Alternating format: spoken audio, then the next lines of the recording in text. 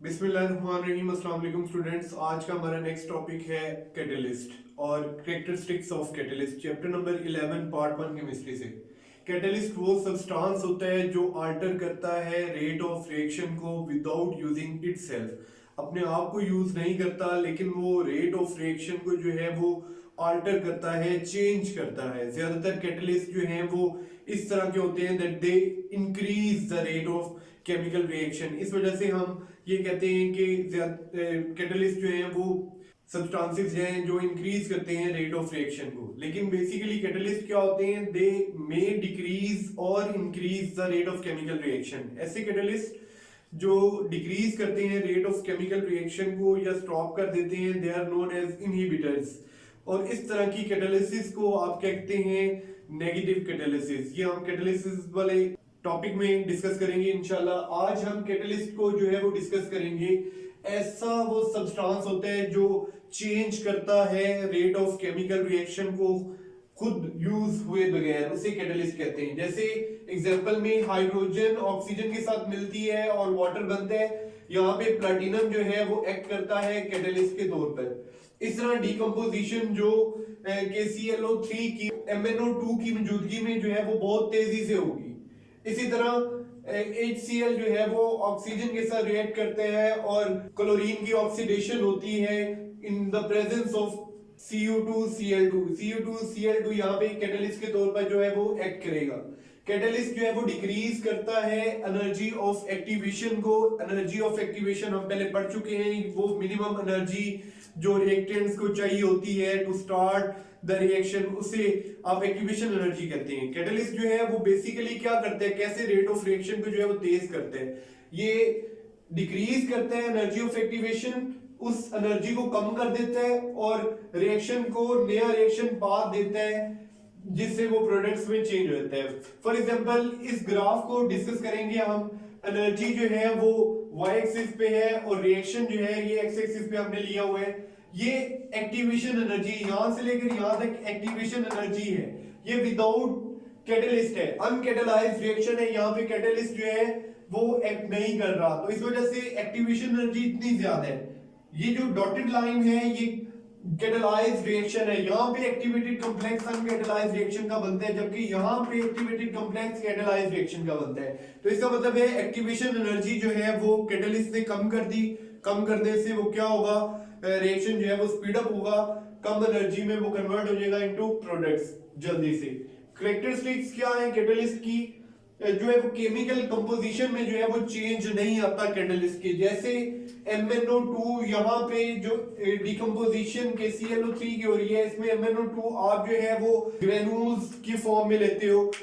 ये दाने होते हैं इसके, जबकि फाइनल जब रिएक्शन हो जाता है, जब उसकी डिकम्पोजिशन हो जाती है तो वो पाउडर फॉर्म में कन्वर्ट हो जाता है। तो ग्रेन्यूल्स जो है वो पाउडर फॉर्म में कन्वर्ट हो जाएंगे। इस तरह शाइनी सरफेस जो है वो कुछ कैटलिस्ट की जो है वो डल हो जाएगी at the end of the reaction. इसका मतलब है फिजिकल चेंज तो आ सकती है कैटलिस्ट में, लेकिन उसमें केमिकल चेंज जो है वो नहीं आ सकती। दूसरी कैरेक्टरिस्टिक है effectiveness of catalyst. Traces amount में जो है वो कैटलिस्ट जो है वो रिक्वायर होता है एक बड़े रिएक्शन को जो है वो कैरी आउट करवाने के लिए। 1 मिलीग्राम जो है वो कोलाइडल प्लैटिनम जो है वो काफी है हाइड्रोजन और ऑक्सीजन को वाटर में कन्वर्ट करने के लिए। ये तकरीबन 2.25 क्यूबिक डेसीमीटर हाइड्रोजन और 1.25 क्यूबिक डेसीमीटर ऑक्सीजन को वाटर में कन्वर्ट कर सकती है। इस तरह ड्राई HCl और अमोनिया आमतौर पर आपस में रिएक्ट नहीं करते, लेकिन अगर थोड़ा सा मॉइस्चर हो तो ये आपस में रिएक्ट करके NH4Cl बनाते हैं। इसी तरह सरफेस एरिया तीसरी कैरेक्टरिस्टिक है।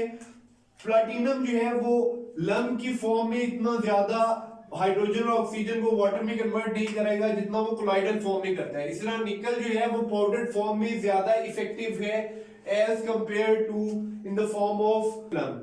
स्पेसिफिटी ऑफ कैटलिस्ट, स्पेसिफिक होता है कैटलिस्ट। कैटलिस्ट जो है वो एक ही तरह के रिएक्टेंट्स को डिफरेंट तरह के प्रोडक्ट्स में जो है वो चेंज कर देंगे अगर आप डिफरेंट कैटलिस्ट एक ही रिएक्शन के लिए यूज करोगे। फॉर एग्जांपल कार्बन मोनोऑक्साइड और हाइड्रोजन के दरमियान रिएक्शन जब होता है तो कॉपर की मौजूदगी में फॉर्मल्डिहाइड बनते हैं, निकल की मौजूदगी में CH4 और वाटर बनते हैं, जिंक ऑक्साइड, कॉपर ऑक्साइड और क्रोमियम ऑक्साइड की मौजूदगी में अल्कोहल बनता है।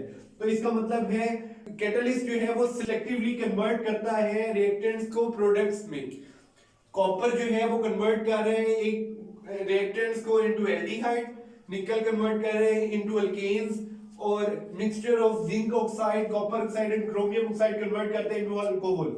Effect of temperature on roll of catalyst, catalyst जो है वो फिजिकली चेंज हो सकते हैं बाय इंक्रीजिंग द टेम्परेचर। जैसे कोलाइडल प्लैटिनम जो है वो कोएगुलेट हो जाएगी बाय राइज इन टेम्परेचर। अगर आप टेम्परेचर ज्यादा करोगे तो वो कोएगुलेट हो जाएगी, तो उसकी इफेक्टिवनेस पे जो है वो असर करेगी, उसको जो है वो डिक्रीज कर देगी उसकी कैटालिटिक पावर को।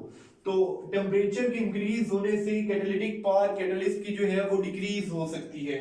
इसी तरह नेक्स्ट है पॉइजनिंग ऑफ कैटलिस्ट। कैटलिस्ट जो है वो पॉइजन हो सकता है अगर कोई फॉरेन सब्सटेंस मौजूद है जो कैटलिस्ट की कैटालिटिक पावर को जो है वो डिक्रीज कर देगा। अब पॉइजनिंग ऑफ कैटलिस्ट जो है वो दो तरह की होती है, एक टेम्परेरी और एक परमानेंट। परमानेंट तब होगी जब एक्टिव साइट पे जाके जो पॉइजन है वो केमिकली अटैच हो जाएगा, और फिजिकल तब होगी जब एक्टिव साइट पे जाके वो केमिकली अटैच नहीं होगा बल्कि फिजिकली अटैच होगा। तो दो तरह की पॉइजनिंग होती है, परमानेंट और temporary. Temporary poisoning physically attachment होती है एक्टिव साइट पे फॉरेन सब्सटेंस की जिसे आप पॉइजन कह रहे हो, और जो परमानेंट पॉइजनिंग होती है उसमें केमिकली जो है वो अटैच हो जाता है एक्टिव साइट के साथ फॉरेन सब्सटेंस, और उसकी कैटालिटिक पावर दोबारा से जो है वो आप जो है वो इंक्रीज नहीं कर सकते। वो कैटलिस्ट जो है वो अब काम करने के काबिल नहीं रहेगा अगर उसकी परमानेंट जो है वो पॉइजनिंग हो गई है। जैसे आर्सेनिक जो है वो एज अ पॉइजन जो है वो एक्ट करता है जब आप कांटेक्ट प्रोसेस में वेनेडियम पेंटाऑक्साइड जो है वो यूज करते हो V2O5 सल्फ्यूरिक एसिड की प्रिपरेशन में, इसे आप कांटेक्ट प्रोसेस में जो है वो यूज करते हो।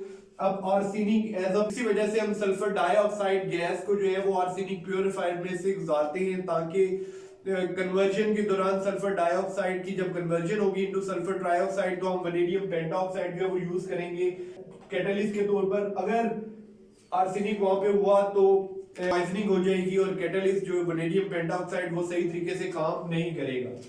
एक्टिवेशन ऑफ कैटलिस्ट, कैटलिस्ट जो है वो एक्टिवेट हो सकता है, जैसे कोई फॉरेन सब्सटेंस उसको पॉइजन कर सकता है, इस तरह कोई फॉरेन सब्सटेंस जो है उसको एक्टिवेट भी कर सकता है। इक्विलिब्रियम पोजीशन पे कैटलिस्ट जो है वो कोई असर नहीं डालता, लेकिन इक्विलिब्रियम पोजीशन को अटेन करने में कैटलिस्ट जो है वो मदद करता है। थर्मोडायनामिकली अगर फिजिबल रिएक्शन नहीं है तो कैटलिस्ट जो है वो कुछ नहीं करेगा। कैटलिस्ट जो है वो नया रिएक्शन पाथ दे सकता है रिएक्शन को जिसमें एक्टिवेशन एनर्जी को वो कम कर सकते हैं, तो ऐसा रिएक्शन कैटलिस्ट जो है वो नहीं कर सकता जो थर्मोडायनामिकली फिजिबल नहीं है। हाँ, कैटलिस्ट जो कैटलाइज्ड रिएक्शंस हैं वो अनकैटलाइज्ड रिएक्शंस से उनका मैकेनिज्म जो है वो डिफरेंट होता है। एक दफा इसको मैं आपको रिपीट करवा देता हूँ। कैटलिस्ट ऐसा सब्सटेंस है जो अल्टर करता है रेट ऑफ केमिकल रिएक्शन को विदाउट यूजिंग इटसेल्फ। जैसे इनमें हाइड्रोजन और ऑक्सीजन रिएक्ट करते हैं to form water, platinum catalyst है। मैंगनीज ऑक्साइड जो है ये catalyst in decomposition of KClO3, HCl react करता है विद वाटर, और क्लोरीन जो है वो ऑक्सीडाइज होती है, Cu2Cl2 कैटलिस्ट है। कैटलिस्ट डिक्रीज करते हैं एनर्जी ऑफ एक्टिवेशन को और नया रिएक्शन पाथ देते हैं रिएक्शन को। यहाँ पे मैंने आपको बताया कि एक्टिवेशन एनर्जी बहुत ज्यादा है, लेकिन कैटलिस्ट ने का ये जो डॉटेड लाइन है ये कैटलाइज्ड रिएक्शन के लिए एक्टिवेशन एनर्जी है बहुत कम है। इतनी एक्टिव तकरीबन हाफ कर दी है कैटलिस्ट ने एक्टिवेशन एनर्जी को, प्रोडक्ट में चेंज होगी। अब नेक्स्ट हमने बात की कैरेक्टरिस्टिक्स ऑफ कैटलिस्ट की। कोई भी चेंज नहीं होती केमिकल कंपोजिशन में कैटलिस्ट की, हालांकि फिजिकल चेंज आ सकती है। जैसे MnO2 जो है वो पाउडर्ड फॉर्म में at the end of the reaction आपको मिलेगा, और कुछ कैटलिस्ट की शाइनी सरफेस जो है वो डल हो जाएगी। इफेक्टिव कैटलिस्ट जो है वो ट्रेसेस में चाहिए होते हैं, बहुत ज्यादा इफेक्टिव होते हैं किसी भी रिएक्शन को कैरी करवाने के लिए। जैसे 1 मिलीग्राम कोलाइडल प्लैटिनम काफी है 2.25 cubic decimetre hydrogen, 1.25 cubic decimetre oxygen को वाटर में कन्वर्ट करने के लिए। इस तरह ड्राई HCl और अमोनिया आपस में जो है वो यूजुअली रिएक्ट नहीं करते, लेकिन थोड़ा सा अगर मॉइस्चर हो तो उसकी मौजूदगी में रिएक्ट करते और NH4Cl के फ्यूम्स बनाते हैं। सरफेस एरिया ज्यादा होने से कैटेलिटिक पावर जो है वो इंक्रीज होगी। कैटलिस्ट जो है वो स्पेसिफिक होता है अपने एक्शन में। एक खास कैटलिस्ट जो है वो रिएक्टेंट्स को जो है वो खास प्रोडक्ट्स में ही कन्वर्ट कर सकते हैं। जैसे कॉपर जो है वो कार्बन मोनोऑक्साइड और हाइड्रोजन को एल्डिहाइड में, निकल इन दोनों को मीथेन और वाटर में, जबकि mixture of zinc oxide, copper oxide, chromium oxide, carbon monoxide और हाइड्रोजन को जो है वो कन्वर्ट करेंगे अल्कोहल में। टेम्परेचर इंक्रीज करने से कैटलिस्ट की कैटेलिटिक पावर जो है वो डिक्रीज हो सकती है, वो फिजिकली अल्टर होने की वजह से। जैसे जो क्लाइडल प्लैटिनम है वो कोएगुलेट कर जाता है, जिससे उसकी कैटेलिटिक पावर जो है वो कम हो जाती है हाई टेम्परेचर पे। पॉइजनिंग ऑफ कैटलिस्ट, कैटलिस्ट में अगर फॉरेन सब्सटेंसेस मौजूद हैं तो कैटलिस्ट की कैटेलिटिक पावर को जो है वो टेम्परेरीली या परमानेंटली जो है वो खत्म कर सकते हैं। टेम्परेरीली कब खत्म करेंगे? जब फॉरेन सब्सटेंसेस जो है वो फिजिकली अटैच होंगे एक्टिव साइट्स के साथ। और परमानेंटली कब खत्म करेंगे? जब वो केमिकली अटैच हो जाएंगे एक्टिव साइट्स के साथ। एक्टिवेशन ऑफ कैटलिस्ट, उसकी एक्टिवेशन आप कर सकते हो, उसको एक्टिवेट करते हो, उसकी कैटेलिटिक पावर को आप ज्यादा कर सकते हो, इसको आप एक्टिवेशन ऑफ कैटलिस्ट कहते हैं। इक्विलिब्रियम पोजीशन पे कैटलिस्ट जो है वो कोई असर नहीं डालता, इसको चेंज नहीं करता, बल्कि इसको अटेन करने में मदद करता है। थर्मोडायनामिक कंडीशन, अगर रिएक्शन ऐसा है कि थर्मोडायनामिकली फिजिबल नहीं है तो फिर कैटलिस्ट जो है इस तरह के रिएक्शन को जो है वो कैटलाइज नहीं करेगा। कैटलिस्ट जो है वो नया रिएक्शन पाथ देगा जिसमें जो है वो रिएक्टेंट्स जो है वो प्रोडक्ट में कन्वर्ट हो जाएंगे। होप आपको कैटलिस्ट और उसकी कैरेक्टरिस्टिक्स जो है वो अच्छे तरीके से समझ आ गई होंगी। कमेंट सेक्शन में लाजमी बताइएगा। Thank you. Allah Hafiz.